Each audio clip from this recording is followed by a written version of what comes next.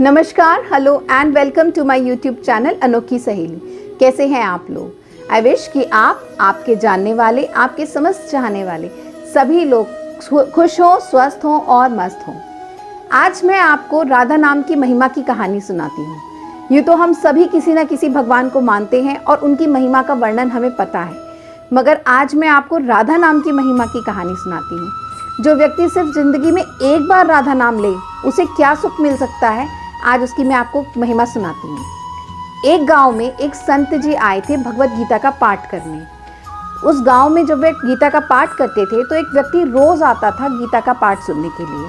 वे बहुत ध्यान से, बड़े प्रेम से वो गीता का पाठ सुनता था, मगर उसके मन में कोई ना कोई प्रश्न रहता था। एक बार वो संत जी के पास गया और उसने संत जी से कहा कि संत जी, आप तो इतनी जगह गीता का पाठ करने जाते हैं, मैं चाहता हूँ कि आप एक बार मेरे घर आएँ। मैं तो इन सब कर्मों में बहुत विश्वास रखता हूँ, मगर मेरा भाई है कि आज तक उसने कभी राधा नाम नहीं लिया, किसी भगवान का नाम नहीं लिया। मैं चाहता हूँ कि उसकी ज़िंदगी भी तर जाए, एक बार वो राधा नाम ले ले तो शायद उसकी ज़िंदगी तर जाए। मैं आपसे विनती करता हूँ कि आप कल भोजन पे मेरे घर आइए और आकर मेरे भाई को थोड़ा सा ज्ञान दीजिए, शायद आपकी बातों से ही उसे कुछ समझ में आ जाए। संत जी ने उस व्यक्ति की विनती स्वीकार कर ली और वह उनके घर अगले दिन भोजन पर आए।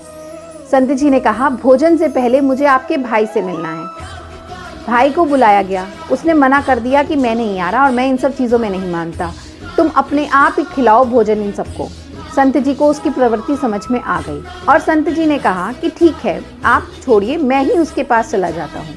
संत जी जिस कमरे में वो आदमी था उसके पास गए और उससे कहने लगे कि भाई राधा नाम ले लो। तो उस व्यक्ति ने कहा कि मैं इन सब चीज़ों में नहीं मानता। संत जी ने उससे बहुत समझाने की कोशिश करी, मगर उसने संत जी को मना कर दिया। जब संत जी के बहुत बार कहने के बाद किसी तर्क वितर्क में ही उस आदमी के मुंह से राधा नाम निकल गया। ये कहते कहते कि मैं राधा नाम नहीं लूँगा, उसके मुँह से राधा नाम निकल गया। अब संत जी ने कहा कि मेरा काम तो हो गया और वह वहाँ से चले गए।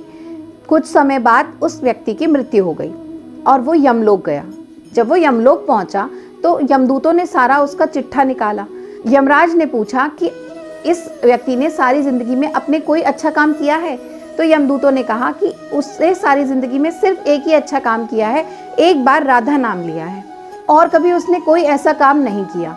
यमदूतों की बात सुनने के बाद यमराज ने कहा, एक बार राधा नाम का क्या महत्व होगा?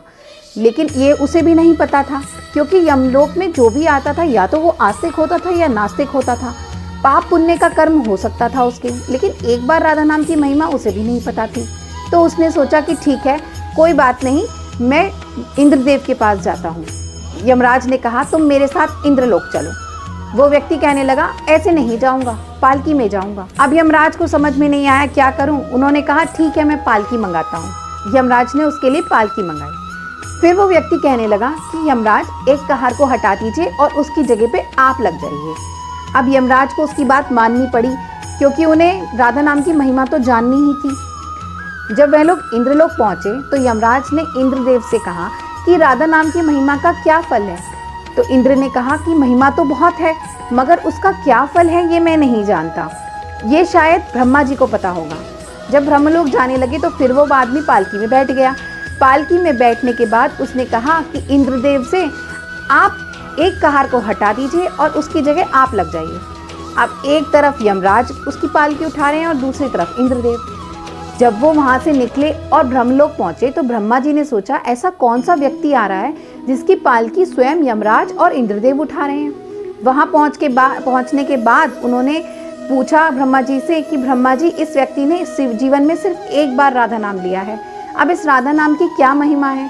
ब्रह्मा जी ने कहा, महिमा तो बहुत है, मगर मैं उसका वर्णन नहीं कर पाऊंगा। चलो चल के शिव जी से पूछते हैं। वह व्यक्ति फिर से पालकी में बैठा।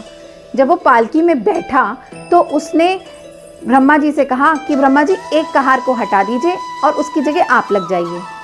एक तरफ यमराज, एक तरफ इंद्रदेव और एक तरफ ब्रह्मा जी लग गए। पालकी पहुंची कैलाश पर्वत पर। जब कैलाश पर्वत पर पालकी पहुंची और उन्होंने शिव जी से पूछा कि शिव जी, इस व्यक्ति ने जीवन में एक बार राधा नाम लिया है, अब उसकी महिमा बताइए।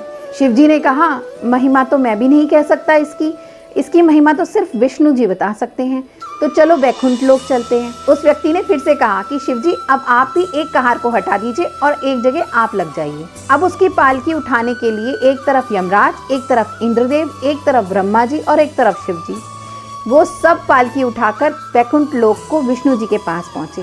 विष्णु जी के पास पहुंचकर उन सब ने कहा कि राधा नाम की क्या महिमा है प्रभु, हम इस व्यक्ति को राधा नाम की महिमा की वजह से यहाँ तक लाए हैं, इसने अपने पूरे जीवन में एक बार राधा नाम लिया है। तो विष्णु जी हंसने लगे। विष्णु जी ने कहा कि राधा नाम की महिमा आपको अभी तक नहीं पता चली। जिस व्यक्ति को पालकी में बिठाकर कैलाश पर्वत, इंद्रलोक, ब्रह्मलोक, यमलोक के दर्शन करवाते हुए स्वयं यमराज, शिव जी, ब्रह्मा जी और इंद्रदेव यहाँ तक लेकर आए हैं, तो उसकी महिमा आपको नहीं समझ में आई। अरे राधा नाम की तो ये महिमा है कि जिसने भी राधा का रा बोल दिया तो मैं उसकी तरफ मुड़ के खड़ा हो जाता हूँ, और जब उस व्यक्ति ने धा बोला और वो राधा नाम पूरा हो गया तो मैं उसे अपनी गोद में बिठा लेता हूँ। अब वह व्यक्ति मेरी गोद में बैठने लायक हो गया है, उसे अब आप यमलोक नहीं ले जाएंगे, वो यहीं वैकुंठ लोक में मेरे पास रहेगा। ये कहकर उस व्यक्ति को वहीं पालकी से उतारा और वह वैकुंठ लोक में ही रहने लगा। तो ये थी राधा नाम की महिमा जो स्वयं विष्णु जी ने अपने मुख से वर्णन की। जब राधा नाम की एक बार जपने से ये महिमा है, तो सोचिए कि राधा नाम का जाप करते रहने से हम कितने कष्ट अपने पार कर सकते हैं। तो कैसी लगी आप लोगों को आज की मेरी कहानी, मेरी स्टोरीज कैसी लग रही हैं आपको, प्लीज़ कमेंट में मुझे बताइए। अगर आप लोगों को मेरी वीडियोस अच्छी लग रही हैं और आप मेरे चैनल पर नए हैं तो प्लीज़ मेरे चैनल को सब्सक्राइब कीजिए, पास में बने बेल आइकन को दबाइए ताकि आपको मेरी सारी वीडियोज़ मिलती रहें। मेरी वीडियोज़ को लाइक कीजिए, चैनल को सब्सक्राइब कीजिए, फ्रेंड्स एंड फैमिली के साथ शेयर कीजिए। इंस्टाग्राम पे भी आप मुझे फॉलो कर सकते हैं, मेरी आईडी है अनोखी सहेली के नाम से। और अगर मेरी कोई वीडियोस आपसे मिस हो गई हैं तो आप डिस्क्रिप्शन बॉक्स में वो सारी वीडियोस देख सकते हैं।